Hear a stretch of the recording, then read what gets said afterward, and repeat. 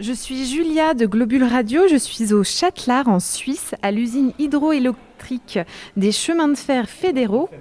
Ouais. Tu veux que je reparte Ouais. Je suis au Châtelard en Suisse, à l'usine hydroélectrique des chemins de fer fédéraux pour fêter les 100 ans du funiculaire et pour la première journée du festival Orgue, musique et cime. On accueille Gérald Lugon-Moulin.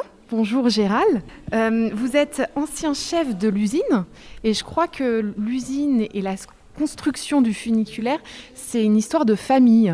Vous dites exactement la vérité, puisque en 1919, on a décidé, les chemins de fer ont décidé, ils ont eu la concession pour construire cette usine hydroélectrique. Mes deux grands-pères qui étaient paysans à ce moment-là ont eu l'opportunité de venir travailler ici.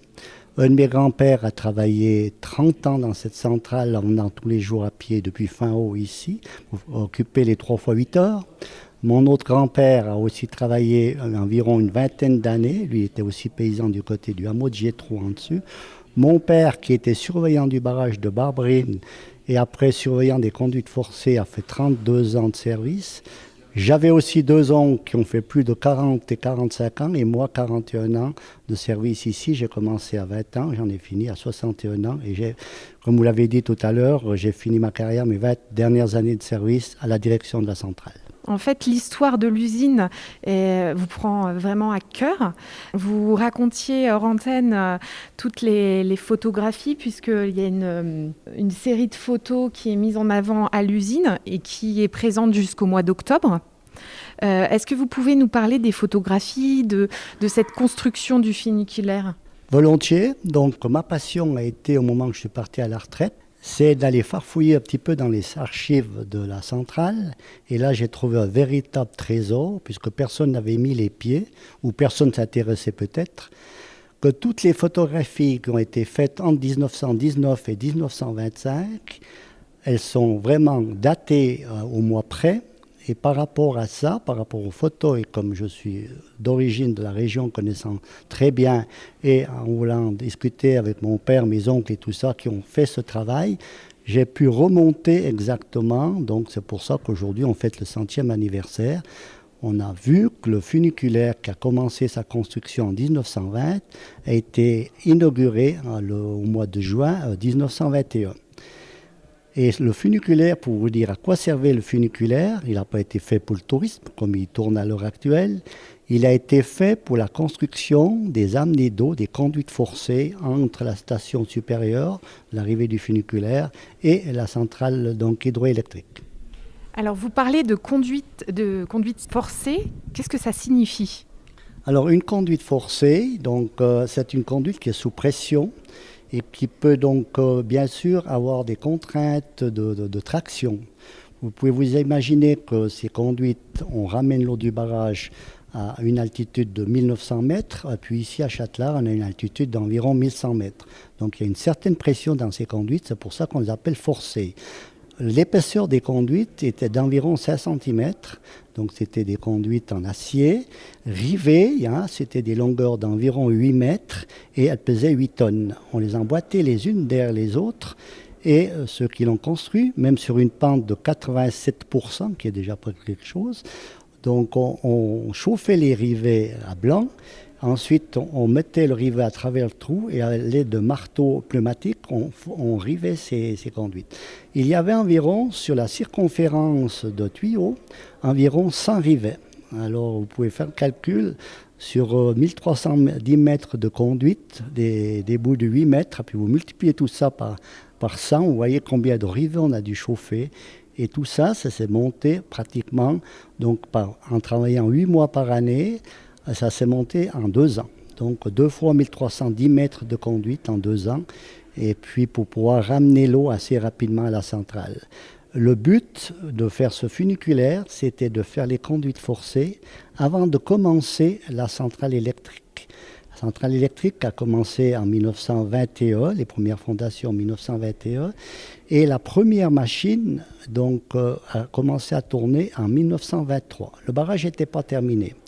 Parce que quand on construit un barrage, on n'attend pas que le barrage soit fini avant de lui mettre de l'eau. Il faut qu'on voit comment il se comporte déjà à la base, c'est-à-dire qu'au fur et à mesure qu'on montait avec le béton, on y mettait de l'eau. Alors, pour évacuer cette eau, il fallait bien que les conduites forcées soient posées et qu'une des machines, sur les 4 qu'il y avait là, elle tournait déjà pour réguler donc, le niveau de l'eau du barrage.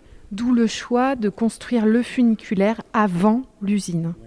C'était une priorité de construire le funiculaire, les voies d'eau, donc la galerie d'eau qui partait du barrage en direction du sommet des conduites forcées. Ça, c'était fait dans le rocher.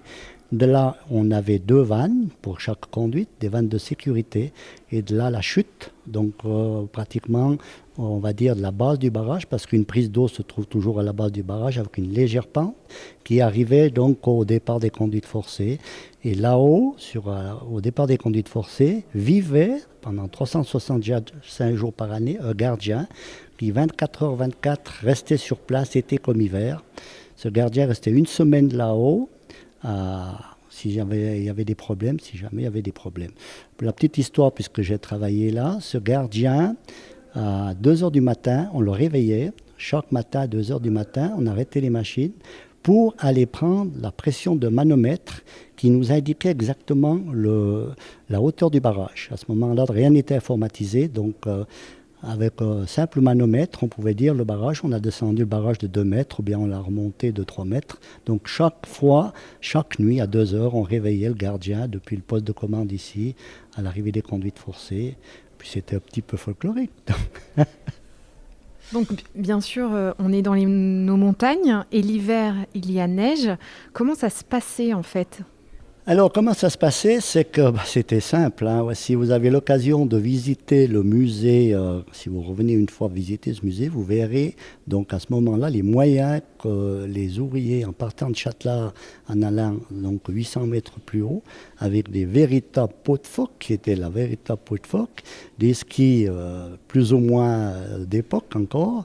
Donc ils montaient 3 personnes à la fois pour accompagner. Il y a quand même un petit peu de sécurité pour ne pas laisser monter le gardien tout seul, remplacer celui qui était resté une semaine là-haut.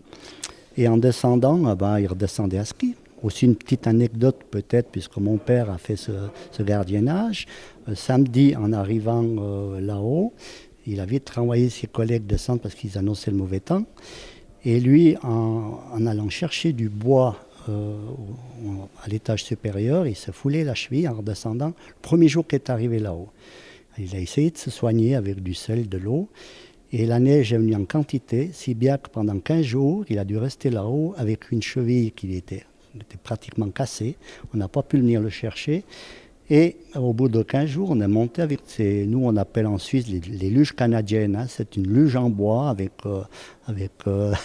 deux poignées, et qu'on redescend dans des pentes d'à peu près 80%. C'était quelque chose quand même extraordinaire. Donc voilà un souvenir de ces gardiens qui restaient là-haut l'hiver. Lors de l'exposition, il y a un visiteur qui vous a posé la question, la construction commence-t-elle par le haut et finit par le bas, ou l'inverse, le bas vers le haut ? Alors, la construction du funiculaire, on a commencé par le bas et on montait donc gentiment en construisant la voie. Et les conduites forcées, la même chose. Les conduites forcées, on a posé les premières conduites et elles s'emboîtaient les unes dans les autres. Il y avait une sorte d'épaulement qui se faisait, donc qui était préparé déjà à l'usine de production de ces matériaux. Il faut dire aussi qu'une chose, donc ces conduites sont arrivées par le train. On n'avait que le train, on n'avait pas de camion à ce moment-là. Et donc décharger du train pour aller se mettre en place sous le wagon. Le wagon montait à la section qu'il fallait poser. On roulait le tuyau du wagon pour arriver dans la pente. Et ensuite, donc, on rivait, comme je vous expliquais tout à l'heure, on rivait ces conduites. Un travail de titan. On pense sur l'ensemble du chantier entre 1919 et 1925, soit pour le funiculaire, les conduites forcées, le barrage, il y avait environ 1000 ouvriers qui ont travaillé dans la région. À ce moment-là, c'était pratiquement à 90%, pour vous 90% de travailleurs italiens. De même que les barrages qui ont suivi après, 1953-55, le vieux Émosson, le barrage d'Émosson dans les années 75, c'était aussi des Italiens. De la structure de l'époque, qu'est-ce qui a été changé et qu'est-ce qui a dû être renouvelé ? Alors, dans ce qui concerne la centrale, même la centrale de production, elle est telle que vous la voyez aujourd'hui, il n'y a rien qui a été changé. Les 4 machines qui ont bientôt 100 ans, puisqu'on fêtera vraiment le centenaire en 2025, il n'y en a que 2 qui tournent, donc bien sûr qu'il y a eu des révisions entre deux. Le funiculaire, la voie du funiculaire est restée la même. Par contre, ce funiculaire qui a servi à monter les conduites forcées, il a servi également après au transport du deuxième barrage dans les années 53-55. Et de 50, on va dire depuis 1935 à 1973, les CFF, étant donné qu'on est dans une région assez attractive, si on peut dire ça, avec le Mont Blanc, la vallée du Rhône, ont déjà exploité le funiculaire pour le tourisme. Jusqu'en 1973, là, on a décidé de démonter les conduites forcées. C'est à ce moment-là qu'un ingénieur de la région a dit qu'il ne faut pas laisser partir ce patrimoine. On lui a cédé ce funiculaire pour un franc symbolique. Et là, toute une association de bénévoles. Au départ, en 1973, on a remis une petite voie d'Écreville, le petit mini funiculaire, qui maintenant, on peut accéder de Châtelard avec ses attractions touristiques jusqu'au barrage des Mossons. On rappelle que l'usine est toujours active et qu'on peut la visiter. Alors, l'usine est active, donc et on peut la visiter tous les jours ouvrables, donc du lundi au vendredi. On a un site internet, donc il faut quand même réserver. Donc en principe, elle est ouverte de 11h à 17h ou 15h le soir. On a aussi un musée, le musée qu'on a fait donc avec vraiment tout ce qui était d'époque, des années donc à partir de 1920 jusqu'à les années 1950 ou 60. Ce musée, on l'a fait dans le cadre du 100e anniversaire de l'électrification des chemins de fer suisses. Alors je vous souhaite aussi une fois de le visiter. Et puis si je suis à disposition dans la région pour le commenter, ça me ferait un plaisir de vous accompagner. Eh ben, merci Gérald. On voit que vous êtes amoureux de cette usine et vous parlez avec le cœur. Merci beaucoup de nous avoir révélé toute l'histoire de ce funiculaire. Merci beaucoup à vous. Merci de votre visite.